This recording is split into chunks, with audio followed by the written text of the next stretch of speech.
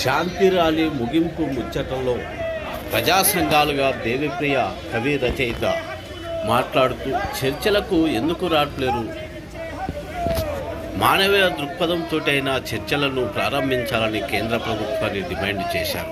అదేవిధంగా వెంకన్న గారు మాట్లాడుతూ చర్చలు అనేది ఆయుధాలు వదిలిన తర్వాత నీతో చర్చలు ఏముంటుంది, వాళ్ళు లొంగిపోయినట్టే కదా, ప్రజలు మీకు బానిసలైనట్టే కదా, ఆ 6 కార్పొరేట్లకు బానిసలు చేస్తారా, ప్రజలతో చర్చించి ప్రజల సౌఖ్యాన్ని కోరుకుంటారా, కేంద్రం ఆలోచించాలని డిమాండ్ చేశారు. అదేవిధంగా అంబటి నాగన్న విద్యావంతుల వేదిక నుంచి మాట్లాడుతూ సర్పజాతి తమ పిల్లలను తామే తింటుంది, మీరు మానవ సంతతిగా మార్క్సిస్టులతో మావోయిస్టులతో చర్చలు జరుపుతారా, ఆదివాసులను కాపాడుతారా, కాల్చుకు తింటారా, ఆలోచించుకోవాలంటూ నినాదించారు. ఖండించాల్సినటువంటి అవసరం లేదు. ఎందుకంటే ఇవాళ మధ్య భారతంలో కానీ భారతదేశంలో కానీ ఎక్కడైనా ఇవాళ అమిత్ షా 31 మార్చి వరకు మావోయిస్టులను నిర్మూలిస్తామని చెప్తున్నారు. కానీ ఈ దేశంలో నిరుద్యోగం నిర్మూలిస్తామని కానీ, ఈ దేశంలో పేదరికం తొలగిస్తామని కానీ, ఈ దేశంలో ఉన్న సమస్యల పరిష్కారాన్ని మాత్రం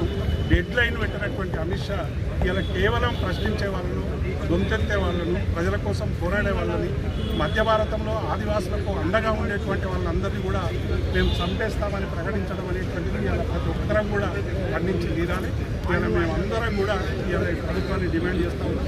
ఎందుకంటే మావోయిస్టులు కానీ మిగతా విప్లవ పార్టీలు కానీ చాలా స్పష్టంగా చెప్తా ఉన్నాయి, ఎజెండా ఒక నెలపాటు మాకు సమయం ఇవ్వండి, ఈ నెలలోపు ఏమేమి ఎజెండా పెట్టాలి అనేటువంటి విషయాల మీద కూడా మేము స్పష్టంగా ప్రకటిస్తామని చెప్పినప్పటికీ కూడా ప్రభుత్వం నుంచి ఒక స్పందన కూడా లేదు. చర్చల ఎజెండాలో ఏముండాలి ఏముండకూడదు అనేటువంటిది అన్ని పక్కన పెట్టి ఇలా మొత్తం సమాజం శాంతి కోరుతూ ఉన్నారు.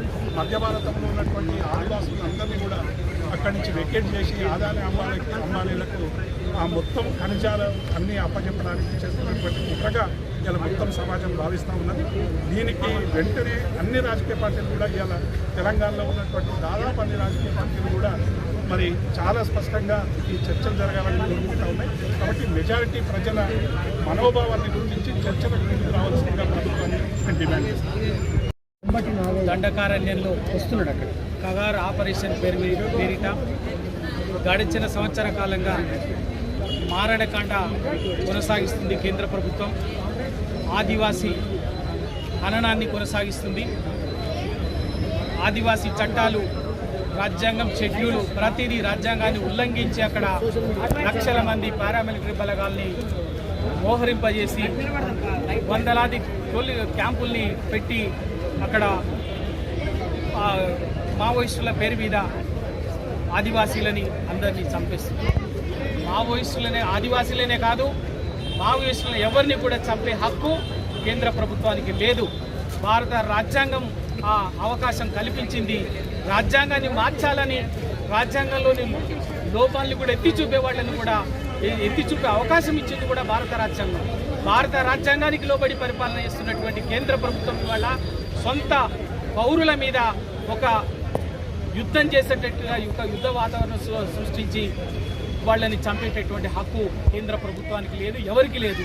కాబట్టి తక్షణమే మావోయిస్టు పార్టీ వాళ్ళ ప్రకటించింది, మేము చర్చలకు సిద్ధం, కాల్పుల విరమణకు సిద్ధం అని చెప్పేసి మావోయిస్టు పార్టీ కేంద్ర కమిటీ ప్రకటించింది. ఇక కేంద్ర ప్రభుత్వం తక్షణమే దానికి అనుగుణంగా స్పందించి కగారు ఆపరేషన్ని ఆపేసి అక్కడ హింసాకాండను ఆపేసి కాల్పుల విరమణను ప్రకటించి చర్చలు కొనసాగించాలి.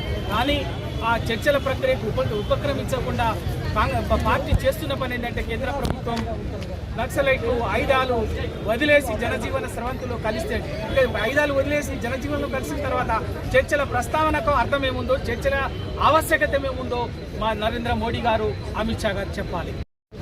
12 ఏళ్ల తర్వాత హైదరాబాద్ నగరంలో ఓ ప్రదర్శనకు అవకాశం వచ్చింది. ప్రజాస్వామిక న్యాయబద్ధమైన ఒక డిమాండ్ కోసం ఇంత పెద్ద ఎత్తున తెలంగాణ పౌర సమాజం ఆదివాసీలను కాపాడుకోవటానికి, ఈ దేశ పౌరుల్ని కాపాడుకోవటానికి, ఒక అద్భుతమైన ప్రేమ ఉద్యమాన్ని కాపాడుకోవటానికి ఓ అద్భుతమైన ప్రదర్శన ఈరోజు జరిగింది. ఈ ప్రదర్శన ప్రధానంగా ఇందులో భాగస్వామ్యమైనటువంటి వ్యక్తులంతా ఎవరు అసహజంగా వర్ణించవద్దని, ప్రధానంగా ఇక్కడ ఈ దేశంలో అమాయకులైన ఆదివాసీలను చంపేటందుకు మావోయిస్టులను పేరు పెట్టి వాళ్ళని చంపడం అన్యాయమని, ఇందుకోసం ఇట్లాంటి మరణాలు సంభవించొద్దని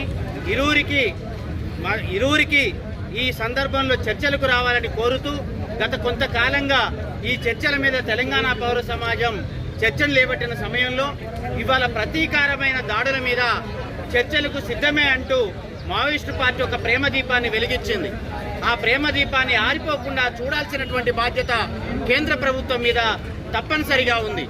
ఈ ప్రభుత్వం 6 నెలల పాప నుంచి మొదలుకుంటే 80 ఏళ్ల వృద్ధుల వరకు అమాయకుల్ని, ఆదివాసీల్ని చంపుతూ పోతూ ఉన్నది.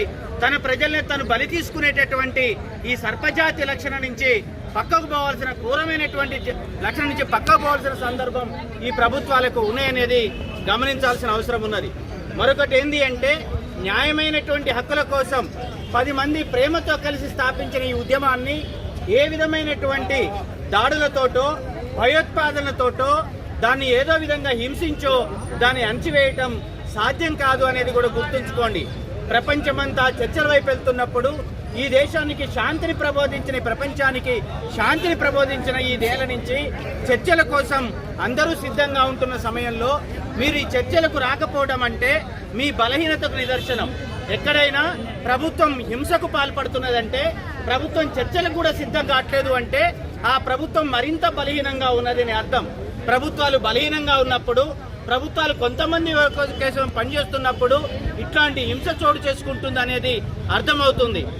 ప్రభుత్వమా, నీ మానవీయతను ఇక్కడ కల్పించు, లేదా ఎప్పటిలాగానే అమానవీయంగా నువ్వు ఉంటావా, ఇది నిరూపించుకోవాల్సిన సందర్భం వచ్చిందని గుర్తు చేస్తూ ప్రభుత్వానికి ఒక సువర్ణ అవకాశం, న్యాయం వైపు, శాంతి వైపు, చనిపోతున్న ప్రజల్ని కాపాడుకునే వైపు, ఈ ప్రజల వైపు మేము ఉన్నాము అని ప్రభుత్వం ప్రకటించుకోవాలి.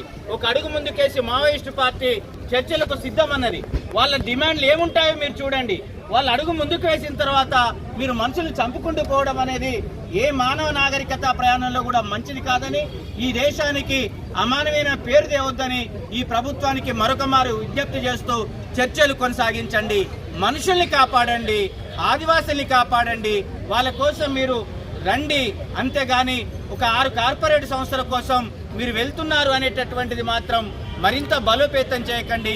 ప్రజల పక్షాన మీరు ఉంటారా ఉండరా నిర్ణయించుకోండి, చర్చల వైపు రమ్మని చెప్తూ ఈ చర్చల ప్రక్రియలో విద్యావంతుల వేదికగా తన బాధ్యతను తాను నెరవేరుస్తుంది అని, తన యొక్క మానవీయ బాధ్యతను ఏ ప్రజల్ని కాపాడుకోవాలా ప్రజలు కాపాడుకునే వైపు తప్పనిసరిగా ఉంటామని చెప్తూ ధన్యవాదాలు.